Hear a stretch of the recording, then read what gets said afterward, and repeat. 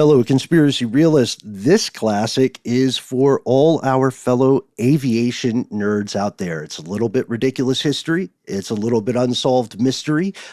It's definitely one that caught us in 2019. And even when we started exploring this, the mystery was decades and decades old.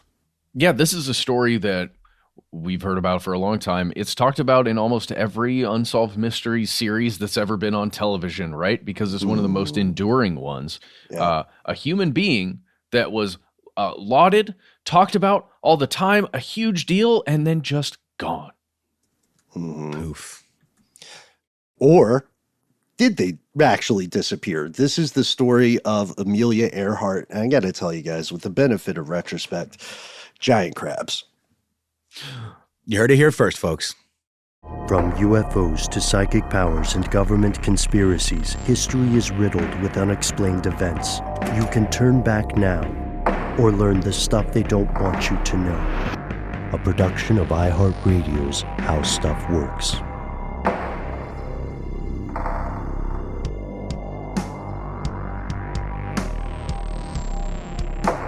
Hello and welcome to the show. My name is Noel. And our compatriot Matt is on adventures, but will be returning soon. They call me Ben. We are joined with our super producer, Paul, mission control decant. Most importantly, you are here, and that makes this stuff they don't want you to know.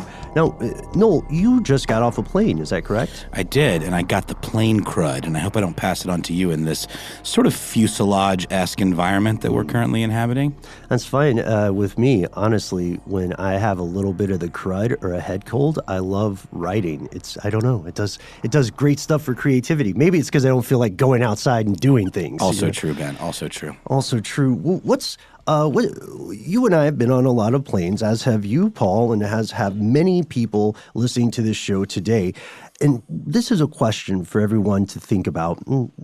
You and I can take a stab at answering this too right now if you'd like, Noel. What is the craziest flight you've ever had, or what's the longest? And are you a person who's terrified of flying? I would say you're not. No, I'm not. Haven't been on any super long flights in a while, but I think I maybe mentioned this on our other show, Ridiculous History, when we talked about luxury airlines and why they don't really exist anymore. Check that one out. But there was one time where, and this makes me sound like such a tool, but I'm going to say it anyway in the quick version. There was one time where I'm used to taking Delta, where they have USB chargers and screens on the back of the chairs in front of you. And I took a Southwest flight for the first time and didn't have like a power brick for my phone, and was expecting to, have a USB and didn't have one, and my phone died, and I had to be alone with my thoughts for the entire flight. It was terrifying. Especially if you're, it's so strange how quickly things become normalized. And if you're expecting something, not to crib too hard from our earlier episode on Ridiculous History, but if you're expecting something, all of a sudden it's taken away, it's tough to recover from that. It really is. It's in a strange way, it's similar to having two very different beverages next to your plate when you're eating, and then expecting you're going to, I don't know, drink water, but you accidentally pick up the juice or the milk, and your mouth goes, what? Why? Or the kerosene. Or the kerosene. Very popular beverage here in Atlanta. It's strange that there are millions of people, frankly, terrified of flying, especially when you consider that statistically you are much, much, much more likely to get into an automobile accident than ever to be involved in a plane crash. But whether you love flying, or whether you hate those vast stretches of sky, sun, and cloud, whether you've been on a plane 3 times a week for most of your life, or whether you've never been on a plane or haven't yet, you have at least some inkling of the story of one Amelia Earhart. And this is the topic of our episode today. So here are the facts. Amelia Earhart was born on July 24th, 1897, and she was the daughter of Amy and Edwin Earhart. Lived with her mother's parents until she was 12, and they were quite wealthy, so she was afforded some privilege, including attending private school. And then in 1909, Amelia and her youngest sister moved to Des Moines. Is it you pronounce the S? I say Des Moines. Des Moines. Okay, I'm going to go with Des Moines, Iowa. And that's where they were reunited with their parents, because their father went to work for a railroad company, and he moved there to join them and take that gig. Yeah, they moved him to a new position. The family continued to move around from St. Paul, Minnesota to Springfield, Illinois, and so on. This was not a happy home. You see, Edwin Earhart had been waging an unsuccessful battle with alcoholism for the entirety of Amelia's life. And this experience with a parent who had substance abuse problems gave Earhart a lifelong, abiding dislike of booze, along with a deep, deep desire for financial security. And you have to, you can understand it when you think of the disparities she encountered in her life. She had very wealthy maternal grandparents and then struggling immediate parents, so she saw both sides, the have and the have-nots of life. So in 1914, Amy Earhart, Amelia's mother, takes the kids. She leaves her husband, and they go to Chicago. In Chicago, Amelia graduates from the Hyde Park School in 1915. Interesting historical side note, in the yearbook, she is described as A.E., the girl in brown who walks alone. It's a dubious, what do they call them? Moniker? Superlative. Yeah. Honorific? Maybe. Is that a thing? Honorifics are a thing, but I think honorifics are closer to titles. I think you might be right, Ben. I think you might be right. It's true. The girl in brown who walks alone. That's intense, actually. Yeah. It's almost like a ninja, wandering ninja kind of nickname, Unhappy, intellectual. I mean, high school Ben Bolin would have been all about getting her number, telegram address. What did they do back then? No, not clear. Not clear. Maybe a particular Morse code right. signal. No, but she went on to go to a place called the Ogance School, which was a private high school. And this is interesting. I'd never really heard of this. I guess it goes straight from high school to junior college, which I guess is like the early year of college, or is it more of like a community college? Yeah, it feels like it's either a community college or a prep school, Right, because if it was a community college, sort of is a sort of like a second, like not as prestigious, right? It's a 2-year program. A lot of community colleges have a 2-year program, and so sometimes people, for one reason or another, will take their prerequisites at a community college, 2-year college, and then go for the latter half of their college career at a more expensive institution. That makes sense. So then she went on to visit her sister Muriel, who was living in Toronto, and that is where she saw someone who had returned from World War I and had lost a limb in combat, an amputee. Yes, and this moves her. She immediately refuses to return to her junior college, high school, and instead becomes a volunteer nurse in a veteran hospital. And then she also, during her time working as a volunteer nurse, she also becomes a pacifist. And this is something that she will keep for, as far as we know, the rest of her life. Emphasis on as far as we know. So that's the early days of Amelia Earhart. But of course, most of us know her for her aviation career. That's right. Another first for Amelia was in 1915 when she saw her very first air show and had the opportunity to actually ride on an airplane. She seemed to become passionate about things pretty quickly. She was very driven and had a sense of what her mission was in life. I think that's an interesting part of her character. She knew right away that she wanted to take flying lessons, so she went to a place called Burt Kenner's Airfield, which was on Long Beach Boulevard in L.A., from a woman with a lovely name. Netta Snooks. Yeah, Netta Snooks, which sounds like a made-up name, but is very real. But again, as I think we've said before on the air, all names are made up at some point. On December 15th, 1921, Amelia finally receives her license from the National Aeronautics Association, or NAA. She was working part-time as a file clerk, as an office assistant, as a photographer, as a truck driver, and she was pinching her pennies. She was scrounging and saving, and she got a little bit of help from her mother, which enabled Amelia Earhart to buy her own plane. Think about how extraordinary that is. Okay, first of all, like a little bit of scratch from her mother to buy a plane. Right. And we know a little bit about this plane, don't we? We do know a little bit about it. It was what was called a Kenner Airster. just like the Kinner Airfield. Kinner Airster was a 2-seat single-engine biplane. So it wasn't, it was still a plane. It would get you in the air. You can actually see a photograph of Amelia Earhart and her instructor, Netta Snook, standing together by the Airster.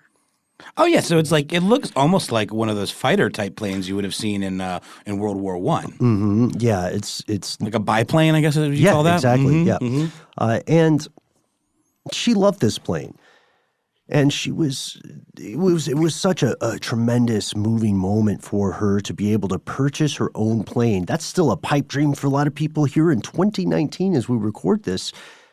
However, flying, as anybody with a pilot's license can assure us, can be a very expensive hobby, and she could afford to buy the plane, but she could not afford to continue flying. The maintenance fees. Fuel, definitely.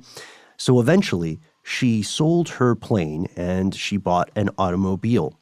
She drove her mother to Boston, where her younger sister Muriel was teaching school.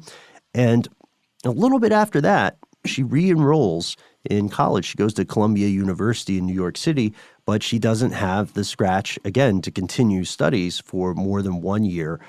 A little bit dejected, she returns to Boston. She becomes a social worker.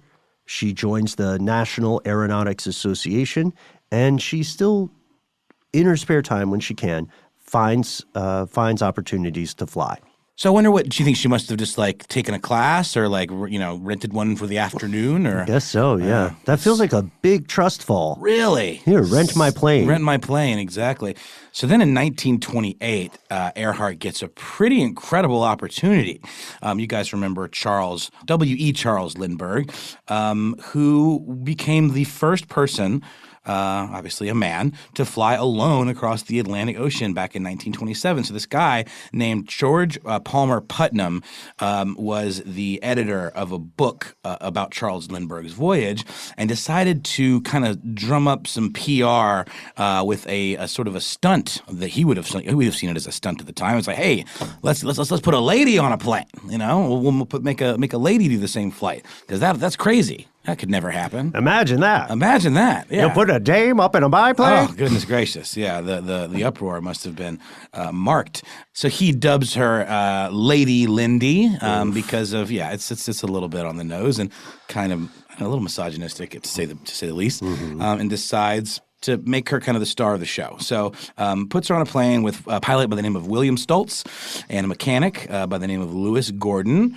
and she crossed the Atlantic from Newfoundland to Wales on June 18th through 19th of 1928. But she wasn't flying the plane. Yeah, and this really bothered her. She never once touched the controls of the plane and afterward described herself as little more than a, quote, sack of potatoes. Still, she became world-renowned as the first woman to fly the Atlantic. George Putnam clearly was capitalizing on this marketing opportunity. He became Amelia Earhart's manager and later her husband when they married in 1931. So here's what he did as her manager. He arranged all of her flying engagements in step with this exhaustive series of lecture tours. Like she would lecture for 29 days out of 31, like in a row. Jeez. Yeah. And eventually she grew irritated because she said, I'm reading the press here and people are saying that I am not an actual pilot, that I'm more or less a puppet that my husband created for public relations purposes. So I am going to prove to people that I am the real deal, a genuine aviator. And this leads her to pilot a Lockheed Electra from Newfoundland, Canada, all the way to Ireland. This is impressive because a Lockheed Electra is a tiny, tiny, tiny plane. It's a single engine. It's true. And lest you think you've made a mistake and you're actually listening to an episode of Ridiculous History, because that's sort of how it sounds with just the two of us doing a topic like this. Yeah. I actually kind of forgot myself for a second what show we're doing. But we're getting there. Guys, there's a twist coming, I promise. Yes, there is. On May 20th through the 21st, 1932, 5 years after Lindbergh makes his solo flight, Amelia Earhart becomes the first woman to fly across the Atlantic solo. And for the next 5 years, she is a champion of women's rights as well as commercial aviation. She sets numerous world records. She gets accolades and awards from across the planet. And she decides eventually that she will circumnavigate the globe, that she will fly around the world. And after a brief word with our sponsors, we'll walk through the infamous last voyage of Amelia Earhart.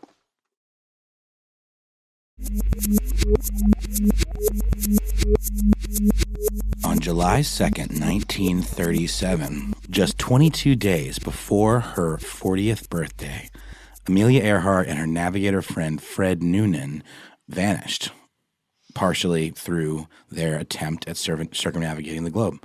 They vanished, we know this, they vanished somewhere between Lae, New Guinea, and Howland Island. And the Navy, the U.S. Navy, searched the largest swath they'd ever searched for a missing person, a history up to that point, and they found neither plane nor crew. Then on January 5th of 1939, Amelia Earhart was declared legally dead after being missing for 18 months. So what happened? Here's where it gets crazy. Theories on the disappearance of Amelia Earhart have proliferated for almost a century now. The official report concluded that Earhart and Noonan were unable to land on their planned destination of Howland Island, and that while trying to find this destination, they ran out of fuel, they crashed into the water and sank. But, of course, that sort of explanation did very little to quell suspicion, especially because there were no remains of plane nor person to be found. There are a couple of different theories that run counter to the official narrative. One theory suggests that, this is the weirdest one, that Amelia Earhart actually didn't die. She not only survived, but she returned to the U.S. She changed her name to Irene Bolam, B-O-L-A-M, and lived a long, long life in obscurity. And there are actually some books written about this. But why? To what end? It's strange. Was she unhappy? And what a weird name to change her name to, Bolam. No one suspects them, right? No, I guess not. Right? That's true. It's very clear. I don't know, Ben. Are you potentially a missing aviator? No relation to Bolam. Okay, all right. You like how I didn't really answer your question? I do like that. I love it when you do that, actually. It's one of my favorite things in the whole world. So in a book by Joe Class from the 1970s, I'm not quite sure exactly what year it came out, called Amelia Earhart Lives, this gentleman makes the case that Earhart was in fact captured and then taken to Saipan and then to Tokyo, where she was a prisoner of the Imperial Palace until 1945. The theory argues that Earhart's secret was used as a bargaining chip after the war to allow the Japanese emperor to remain in power. What secret is this, Ben? The secret would be that that the Japanese government was using Earhart as leverage to preserve the emperor's standing in the community post-World War II. The idea here being that there was a, what's that term so popular nowadays? A bit of a quid pro quo? Oh, yes, Clarice. A bit of a quid pro quo in that, if the Allies allowed the emperor to retain the position of the royal family, then Earhart would be returned to the U.S. Of course, that doesn't explain the name change, right? So bracket that. We'll get back to that one. There's another much more popular theory that we wanted to share with you today. That's right. Another widely held belief is that Earhart and Noonan actually did touch down on a remote South Pacific island called Nikumaroro. Mm-hmm. Did I do okay there, Ben? I thought you did great. I'm not a native speaker. I'm not either, but we always try to do our best. And this, at the time of their disappearance, would have been uninhabited and was known as Gardner Island. The Earhart Project, which is a division of the International Group for Historic Aircraft Recovery, or TIGER. Or tiger, With yes. a GH, though, Tighar. I still think that's pronounced tiger. And it's an organization dedicated to investigating this hypothesis. So Tiger's been investigating the island since 1989, and they've collected a ton of intriguing things related to the case. Improvised tools, remains of shoes, and aircraft wreckage parts, which is consistent with Earhart's plane, an Electra. Exactly. They also discovered that a few years after Earhart vanished, a British colonial officer found the remains of a castaway on what was then called Gardner Island, now known as Nikumaroro. The bones were sent to Fiji for analysis, but ultimately they were misplaced and lost. Let's fast forward to the future. During Tigar's 2010 expedition, their team found some of the most compelling clues they had ever seen. They were looking around in a spot where they had previously identified what was likely the remains of a campfire, and they found 3 pieces of a pocket knife. They found shells that had been cut open, a glass cosmetic jar, fragments thereof, little bits of makeup, and bone fragments that they thought might be from a human being. Now, let's put our skeptic hats on because we're going to talk a little bit about a History Channel documentary. Did you hear about this one? No.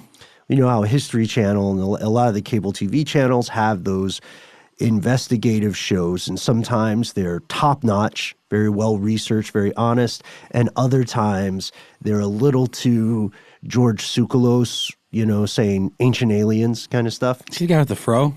Mm-hmm. Yeah. It's less of a fro and more of just like a wild hairdo. I would say it's a mane. Yeah. He's a nice guy, I've heard. I like his whole name and hair situation. Tsoukalos. It's just fun to say. It's got a nice mouthfeel. Yeah, no, it's true. And this one was of that variety?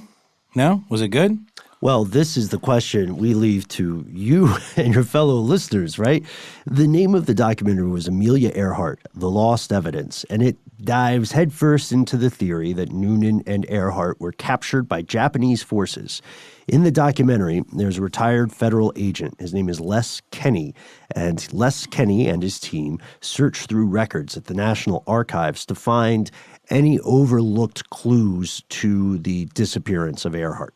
That's right. He and his team found a photograph that was stamped with official Office of Naval Intelligence marks that read Marshall Islands, Jalui Atoll, Jalui Island, Jalui Harbor. In the photo, a ship can be seen that's towing a barge with an airplane on the back of it. And then nearby on a dock, you can see several people. And Kenny argues the photo had to have been taken before 1943 because U.S. Air Forces conducted more than 30 bombing runs on Jalui in 1943 and 44. He believes, or through that, it was like a range of time, so they did it quite frequently. He believes the plane on the barge is the Electra and that two of the people on the dock are Earhart and Noonan. And then we have a weigh-in, also in the same documentary, from Doug Garnered and Kent Gibson. These are forensic analysts. And Garnered looked at it and said, okay, no one has messed with this photo, meaning no one has altered it. It was from that time and it is legit.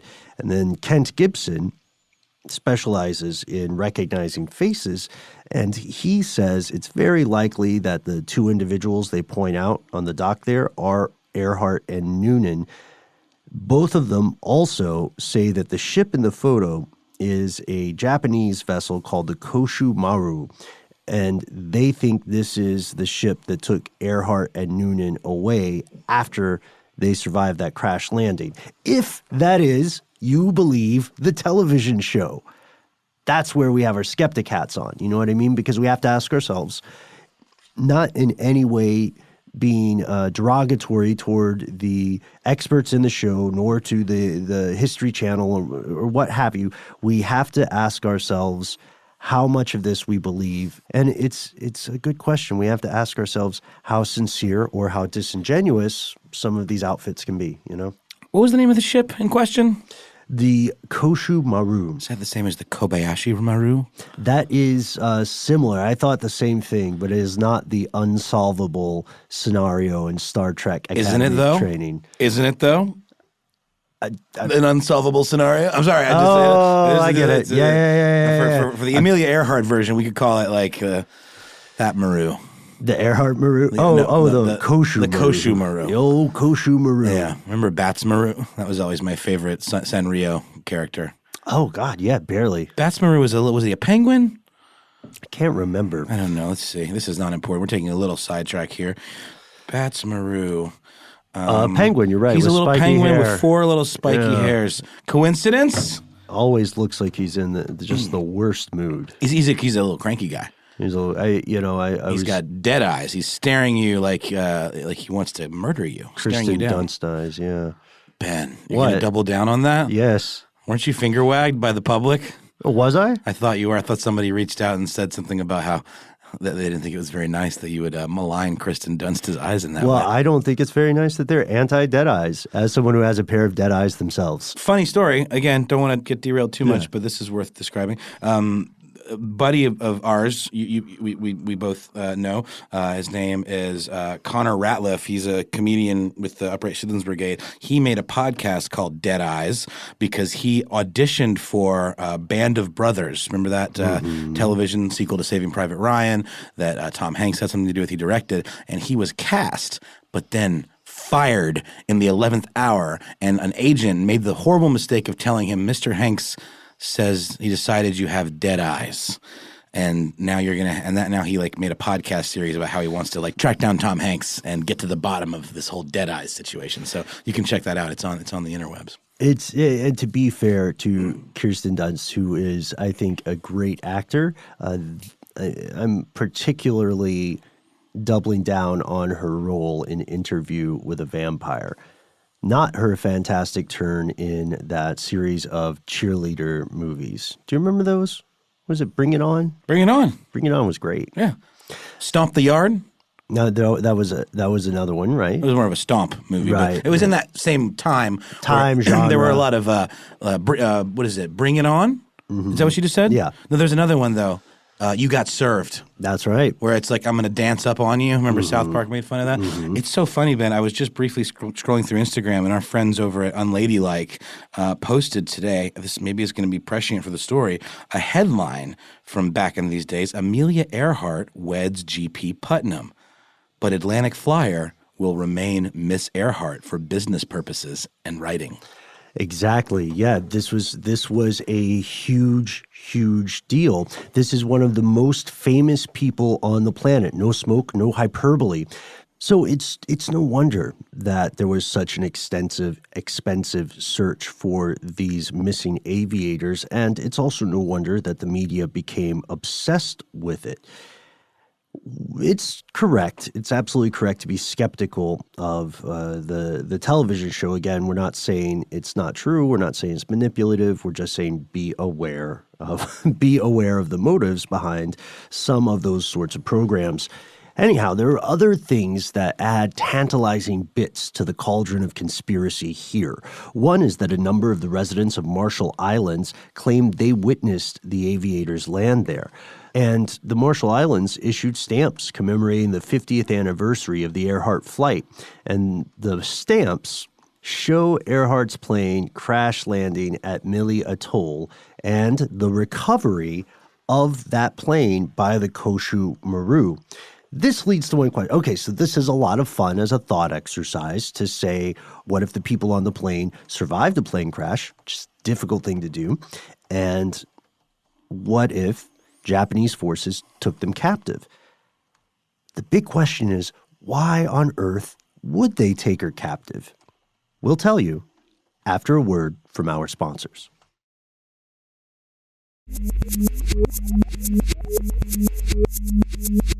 And we're back.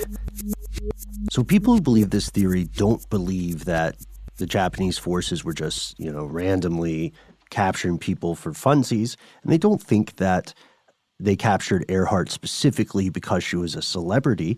No, you see, people who believe in this post-crash survival abduction scenario also believe that Amelia Earhart was a spy, was working as a secret agent for Uncle Sam.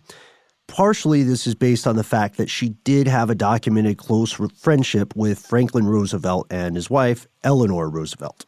And folks who believe this theory tend to suggest that the plane crashed after the pilots veered off course in order to pursue a spying mission over Japan-occupied islands in the Pacific. Right? And the thing about that is it feels plausible because they're in the right place. They have a great cover. You know what I mean?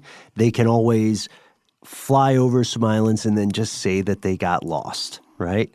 And this is fascinating to me because we have seen accusations similar to this kind of thing happen before in the world of espionage. As a matter of fact, a few years back, there were three Western students arrested in Iran because they had apparently crossed over the border. They were arrested as spies. They were all in their early 20s, and ostensibly they were just hikers with a very bad sense of direction. And that story kind of disappeared from the news. But it is an excellent cover story to just say, no, whoops. we were in the air for so long. We just got a little mixed up. Yeah, it doesn't really quite add up. And it's a little, yeah. It's one of those things where you kind of just suck in air between your teeth and go, all right, yeah, maybe. My teeth are cold sensitive. I can't suck air between my teeth like that. Oh, man. I know. It hurts me right to the core of my root. Well, the root of your dental roots. Ugh. It probably makes you seem like a nicer person because you don't have that expression in your nonverbal vocabulary. I do this, though. Suck my teeth. Yeah. I remember a few years back, one of my friend groups literally suspended me for a while from saying tut-tut. That's very tut, Ben. I know. And then I just started describing things as tut. Just one tut is a little less egregious, I would argue. Yeah. Well, also, it's a little more dismissive. It's calling something tut means you don't have time for both tuts. Oh, dang. You're right. Because tut-tut's scolding, but tut is almost like, shh. Yeah. You're a real sucker. I don't even have time for the second tut for you. And I've actually been able to propagate that one. That's weird. I use it. Everybody knows what we mean when we say it. Yeah, and every time, I just want you to know, Ben, every time I use it, under my breath, I give you credit. Thank you. You're very welcome. That must be an interesting conversation for people. And this is strange, though. It's plausible, or no, it's possible. It is plausible that spycraft will be conducted that way, but it's a little bit of a leap to say it was definitely Earhart. The story, however, does not end there. We mentioned those the British forces that found those 13 bones, including a skull, on the island. They sent a telegram after the discovery. This is back in the 40s, and they said it was possibly the skull of Amelia Earhart, but doctors who examined it at the time said it belonged to a short European male. Even now, some people disagree with this assessment. But here's the question. If the 13 bones they found did in fact belong to Amelia Earhart, what happened to all the other bones in a human skeleton? Where did they go? There's a weird theory. It's that giant coconut crabs consumed the flesh and carried away the bones. And coconut crabs actually do that kind of thing. Have you seen a coconut crab? Do you know what I'm talking about? Did we not talk about them in the Yes. cryptid sequel episode? How they were mistaken because they're so bonkers looking? Mm-hmm. They're gigantic. First of all, these creatures are crazy looking. God, again, forgive us if this is redundant, but they look like something of like a face hugger meets a lobster, meets a crayfish, meets a crab, and they're heavily armored, and the limbs are all kinds of Cthulhu-esque, and they can crack coconuts. They just wrap their weird, chitinous arms, what do you call them, limbs, around these coconuts, and they can crack them right open. And as we all know, it's a hell of a job. Yeah, absolutely. They look like the hybrid of a lobster and crab that also took a lot of steroids. They look like that arthropod that's been juicing.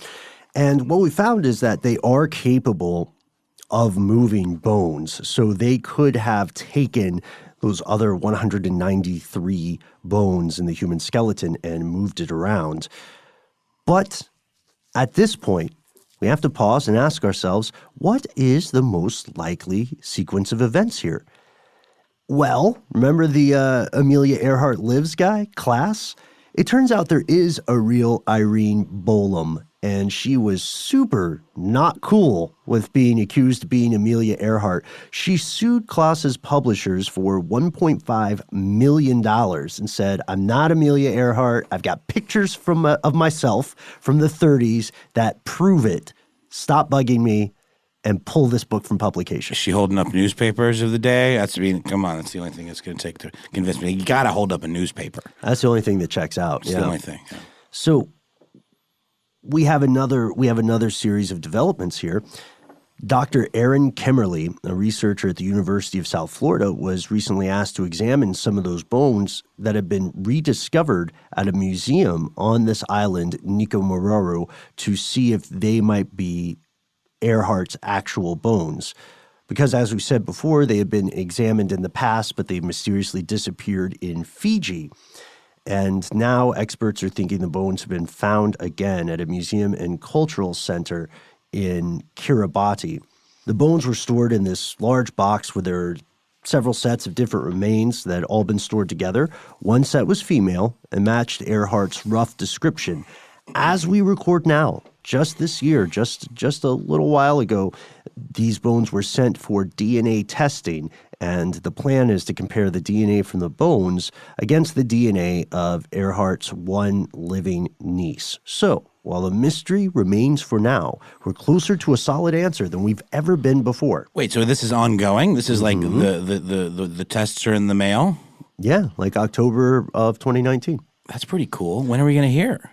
We don't know. You know, it's weird because we get these close calls, these tantalizing brushes with answers in DNA cases all the time. Right. Like there was one involving the Zodiac killer that was, the team we work very closely with that does the Monster Zodiac series.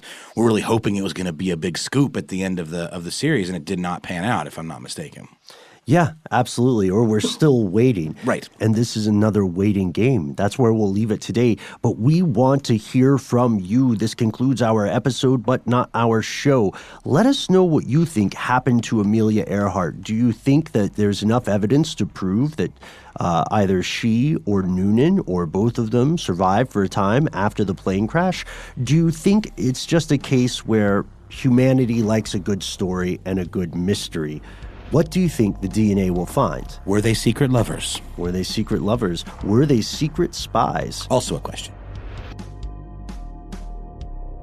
And that's our classic episode for this evening. We can't wait to hear your thoughts. That's right. Let us know what you think. You can reach us at the handle Conspiracy Stuff, where we exist on Facebook, X, and YouTube. On Instagram and TikTok, we're Conspiracy Stuff Show. If you want to call us, dial 1-833-STDWYTK. That's our voicemail system. You've got 3 minutes. Give yourself a cool nickname, and let us know if we can use your name and message on the air. If you got more to say than can fit in that voicemail, why not instead send us a good old-fashioned email? We are the entities that read every single piece of correspondence we receive. Be aware, yet not afraid. Sometimes the void writes back. Conspiracy@iHeartRadio.com.